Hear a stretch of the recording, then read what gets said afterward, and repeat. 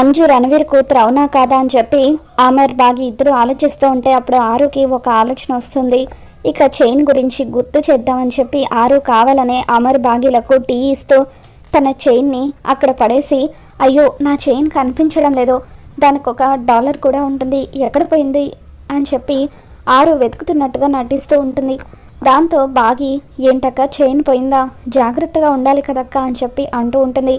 ఇంతలో చైన్ దొరకడంతో ఆరు, అమ్మయ్య నా చైన్ దొరికింది, ఈ డాలర్ నాకు చాలా ఇష్టం అని చెప్పి ఆరు అక్కడి నుండి వెళ్ళిపోతుంది. దాంతో అమర్కి అంజు దగ్గరున్న చైన్ గుర్తుకు వస్తుంది.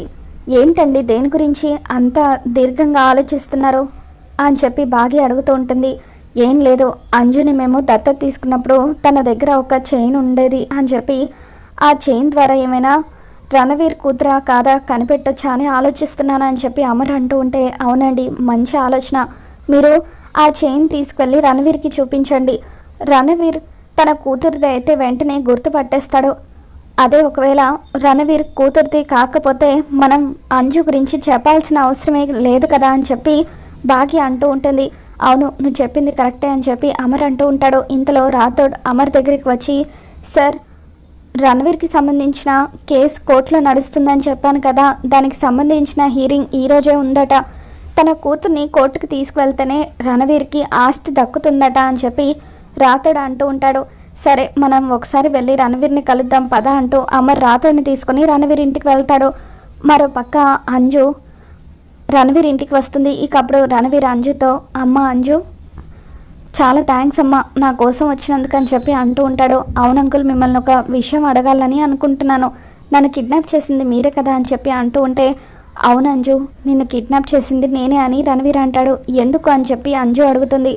దాంతో రణవీర్, నాకు నీ అంత కూతురు ఉండేదని చెప్పాను కదా, ఆ కూతుర్ని ఈరోజు కోర్టుకు తీసుకువెళ్ళాలి, బిజినెస్లో ఈ అంకుల్ చాలా లాస్ అయ్యాడు, అప్పులు కట్టకపోతే వాళ్ళు నన్ను బతకనివ్వరు, అందుకే నా కూతురు అంత వయసున్న నిన్ను కోర్టులో ప్రొడ్యూస్ చేద్దామని అనుకుంటున్నాను, దయచేసి ఈ అంకుల్ కోసం హెల్ప్ చేస్తావా అమ్మ, నా కూతురులాగా ఈ ఒక్కరోజు నటిస్తావా, నాతో పాటు కోల్కతాకు వస్తావా, నేను నిజంగానే నిన్ను కిడ్నాప్ చేయాలనుకుని చాలా పెద్ద తప్పు చేశాను, నన్ను క్షమించు తల్లి అంటూ రణవీర్ అంజు చేతులు పట్టుకుని బతిమలాడతాడు.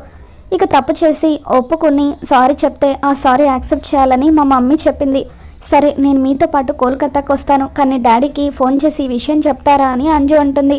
అలాగే చెప్తానంటూ రణవీర్ అంజుని తీసుకొని కోల్కతాకి వెళ్ళిపోతాడు.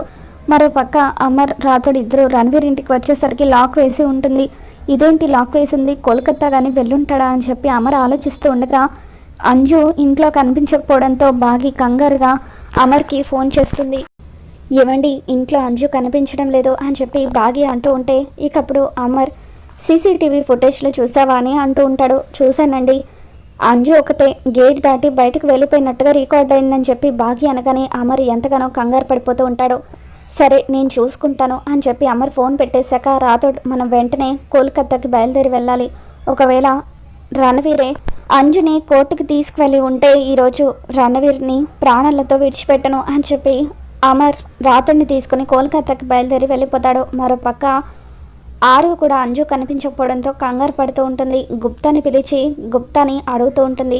గుప్తా గారు దయచేసి నా కూతురు ఎక్కడుందో చెప్పండి అని అంటూ ఉంటే, చేరవలసిన చోటుకి వెళ్ళింది, తన జన్మస్థానానికి చేరుకుందని చెప్పి గుప్తా అంటూ ఉంటాడు. అంటే రణవీర్ అంజుని కోల్కతాకి తీసుకువెళ్ళాడా, కొంప తీసి అంజుని ఏమైనా చేస్తాడా అని చెప్పి చెప్పండి గుప్తా గారు ప్లీజ్ అని చెప్పి ఆరు అడుగుతూ ఉంటే, లేదు బాలిక ఏమీ అవ్వదు, నీ పతిదేవుడు ఏ సమాధానం వెతకడానికి వెళ్తున్నాడో ఆ సమాధానం అతనికి దొరుకుతుంది, సమస్య ఈ ఇంటే ఉంది, సమాధానం కూడా ఈ ఇంటే ఉంది, నీ పతిదేవుడికి ఆ నిజం తెలిసిన రోజున ఈ చిక్కుముళ్ళన్నీ కూడా విడిపోతాయని చెప్పి గుప్తా ఆ రోజు దగ్గరలోనే ఉంది కానీ ఎప్పుడు వస్తుందో చెప్పలేనని గుప్తా నువ్వు పౌర్ణమి రోజున ఈ దేహాన్ని విడిచి మాతో పాటు వచ్చినప్పుడు సంతోషంగా ఉండాలి కదా, అందుకే నీకు ముందుగానే ఈ విషయం చెప్తున్నానని గుప్తా ఆరుకి చెబుతూ ఉంటాడు.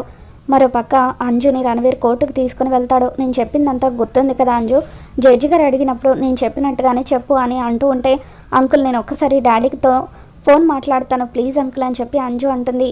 ఇక దాంతో రణవీర్ తర్వాత మాట్లాడొచ్చులేమ్మా, ముందు జడ్జి గారు అడిగిన వాటికి సమాధానం చెప్పు అని రణవీర్ అక్కడి నుండి వెళ్ళిపోతాడు. రణవీర్ తరపున లాయర్ కూడా అంజు దగ్గరికి వచ్చి, పాప అంజు, అంకుల్ చాలా టెన్షన్లో ఉన్నారు కాబట్టి జడ్జి గారు అడిగిన ప్రశ్నలకు నువ్వు కరెక్ట్ సమాధానం చెప్పు, ఆ తర్వాత మీ డాడీతో మాట్లాడదు కానీ అని చెప్పి లాయర్ నచ్చి చెప్పడానికి ట్రై చేస్తూ ఉంటే అంజు మాత్రం మొండికేస్తూ లేదు లేదు నేను ఇప్పుడే మా డాడీతో ఒకసారి మాట్లాడాలి అని చెప్పి అంటూ ఉంటుంది. మరి రాబోతున్న ఎపిసోడ్లో ఏం జరగబోతుందో మళ్ళీ మన ఛానల్లో తెలుసుకుందాం. ఈ వీడియో మీకు నచ్చినట్లయితే ఒక లైక్ చేయండి.